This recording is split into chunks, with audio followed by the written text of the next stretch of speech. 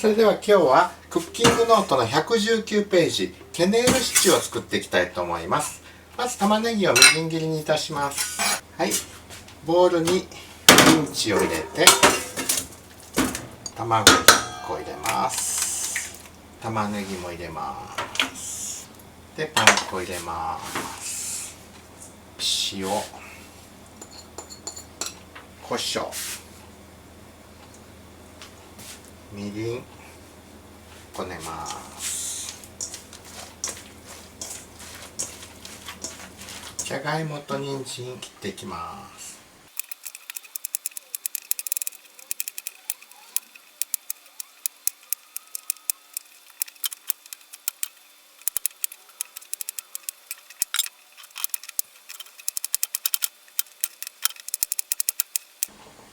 こんな感じですね。半茹でにします。はい、じゃがいもと人参はある程度茹でたらもう揚げときます。フライパンに火をつけて油を敷いて団子を作って小麦粉にまぶして焼いていきます。丸めて小麦粉にまぶして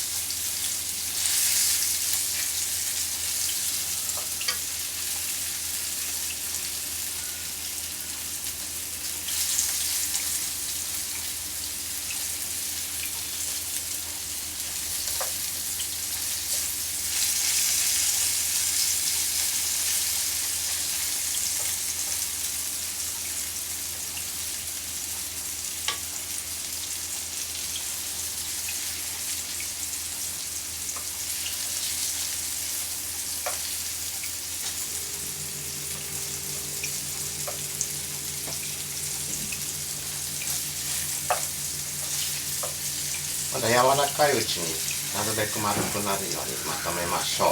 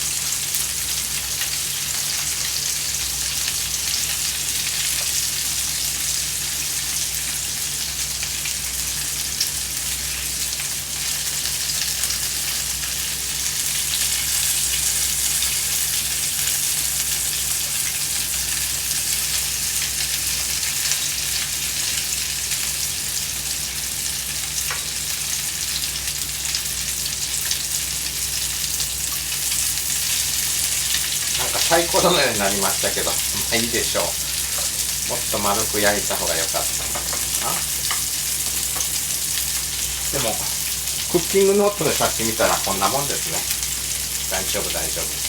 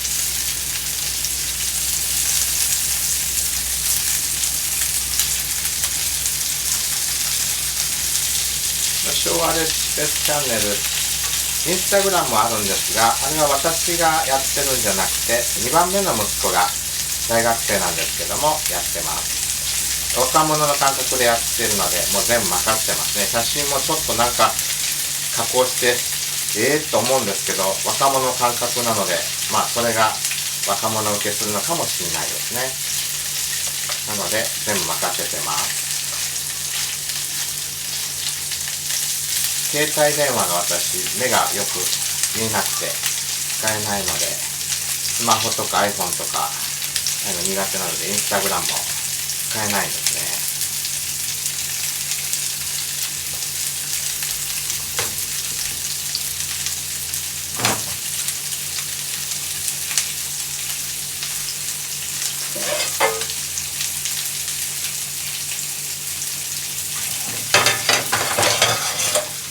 それでは鍋を移して、ここにじゃがいもと人参も入れます。スープストック入れます。水2カップとブイヨンキューブ 10g でもいいんですけども、スープストックがあればそれを使ってください。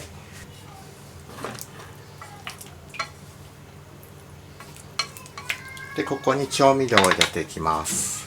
トマトケチャップ、ウスターソース、砂糖、みりん。みりんがなければ白ワインでもいいです。そしてちょっと砂糖を多めにしてください、その場合は。で、塩、ピンク岩塩ですね。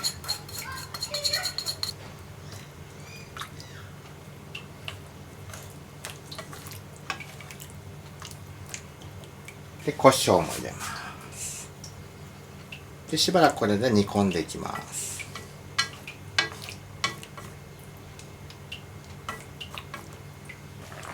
はい、そろそろできてきました。ケネールシチューのケネールっていうのはアイルランド語で一族という意味があるんですね。一族に伝わっているシチューなのかもしれませんね。はい、それではついでいきます。